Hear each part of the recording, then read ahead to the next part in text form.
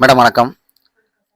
நம்ம இன்னைக்கு எதை பத்தி பார்க்க போறோம் அப்படின்னா, ரோஜா கூட்டம் படத்துல அறிமுகமான ஆக்டர் ஸ்ரீகாந்த் அவர்கள் வந்து இன்னைக்கு ட்ரக் கேஸ்னால நம்ம சென்னை போலீஸால அரெஸ்ட் பண்ணப்பட்டிருக்காரு. ஸோ அது வந்து பார்த்தீங்கன்னா, அவரு நெறைய விஷயங்கள் சொல்றாங்க. ஸோ அதுல எது உண்மை, எது சரியான தகவல் அப்படின்னு தெரியல. ஒரு வழக்கறிஞரா நீங்க உங்களுடைய கருத்த கொஞ்சம் சொல்லுங்களேன். மத்தவங்களும் தெரிஞ்சுப்பாங்கல்ல. இந்த கேஸ பொறுத்தவரை அதுக்கு முன்னாடி ஒரு 2 நிமிஷம் நான் சொல்லிக்கிறேன். ஆக்சுவலா எல்லாரும் நம்மளோட சேனல பார்க்குறீங்க, ஷேர் பண்றீங்க, அதுக்கு கமெண்ட்ஸ் பண்றீங்க, எல்லாம் பண்றீங்க. பட் நம்ம யூடியூப் சேனல கொஞ்சம் சப்ஸ்கிரைப் பண்ணீங்கன்னா நல்லாருக்கும். ஸோ எல்லா சொந்தங்களும் ஆதரவு குடுக்கணும்னு நான் கேட்டுக்கிறேன். அப்புறம் இந்த கேஸ் விஷயமா பார்க்கலாம்.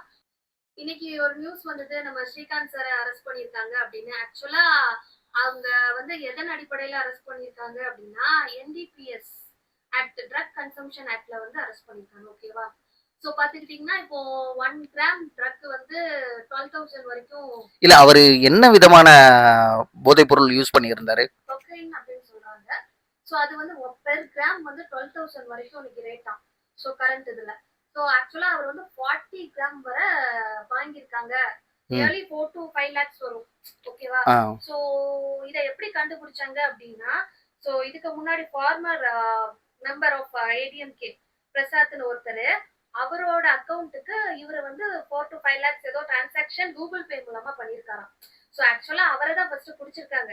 ஸோ அவர்கிட்ட இருந்து அவரோட மொபைல வந்து இன்வெஸ்டிகேட் பண்ணி அதுல இருந்து டீடைல்ஸ் கலெக்ட் பண்ணும்போது தான் நம்ம ஸ்ரீகாந்த் சாரோட நம்பர் எல்லாம் கிடைச்சிருக்கு. அவங்க மட்டும் இல்லாம இன்னும் ஒரு 9 மெம்பர்ஸோட நம்பர்ஸ் கிடைச்சிருக்கு. ஸோ மேடம் அதுவும் இல்லாம இப்போ வந்து பாத்தீங்கன்னா, இப்போ சரி இப்போ ட்ரக்ல வந்து அவர அரெஸ்ட் பண்ணியிருக்காங்க. இத அவர் கன்சியூம் பண்ணியிருக்காரு அப்படிங்கிறத எப்படி நிரூபணம் பண்ண முடியும்?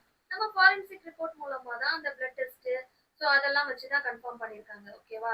ஸோ கன்ஃபார்ம் பண்ணாம யாரையும் அரெஸ்ட் பண்ண முடியாதுல்ல. ஸோ அதனால அவரை வந்து கொஞ்சம் டீடைல்ஸ் எல்லாம் கலெக்ட் பண்ணி அரெஸ்ட் பண்ணிட்டு தான் அடுத்த ப்ரொசீஜர் இது பண்ணியிருக்காங்க. சரி. இப்ப இதனுடைய வழக்கினுடைய தன்மை வந்து எப்படி இருக்கும்? கேஸோட கண்டிஷன் பாத்தீங்கன்னா, அவர் வந்து இப்போ ரிமாண்ட் பண்ணியிருக்காங்க. ஸோ ஆக்சுவலா அவர் வந்து நம்ம பெயில் மூலமா வெளியே வரலாம். நம்மளோட கோர்ட் ப்ரொசீடிங்ஸ், லீகல் ப்ரொசீடிங்ஸ் மூலமா அதான் வெளியே வர முடியும். இதற்கு என்னபடியான தண்டனைலாம் கிடைக்கும் மேடம்?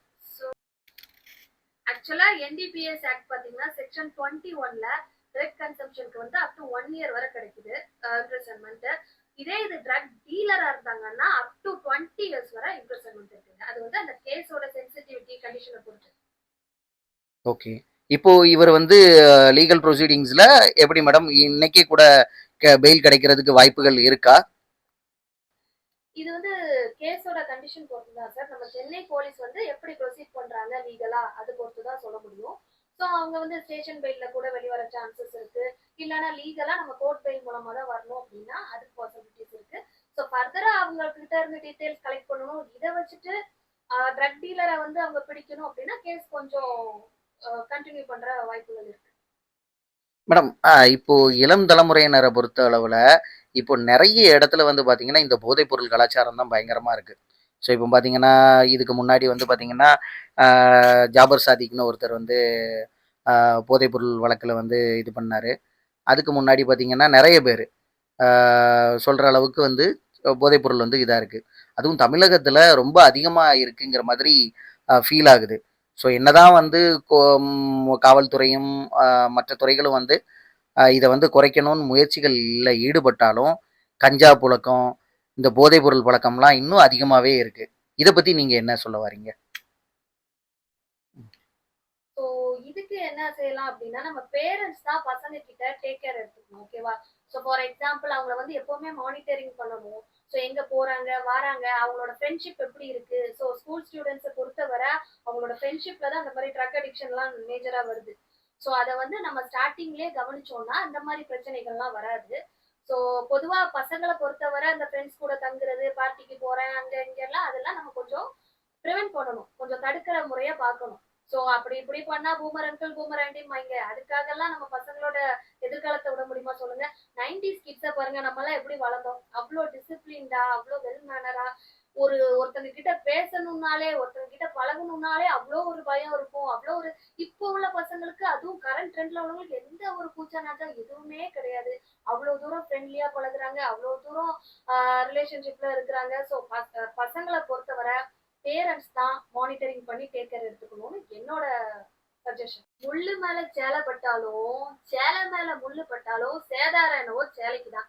அதே மாரி நம்ம ட்ரக்க கன்சியூம் பண்ணாலும், இல்ல ட்ரக் டீலரா இருந்தாலோ, சேதாரம் என்னவோ நமக்கு தான். ஸோ இத வந்து இந்த கால தலைமுறைகள் வந்து நல்லா புரிஞ்சுக்கணும். ஃபர்ஸ்ட் ஆஃப் ஆல் பேரண்ட்ஸ் வந்து இதுல டேக் கேர் எடுத்துக்கணும். ஸோ அவங்க பசங்கள மானிட்டரிங் பண்ணி, எது எது எப்படி எந்தெந்த ஸ்டேஜ்ல எப்படி எப்படி இருக்காங்கன்னு ப்ராப்பரா ஹேண்டில் பண்ணா இந்த பிரச்சனைகளே இருக்காது.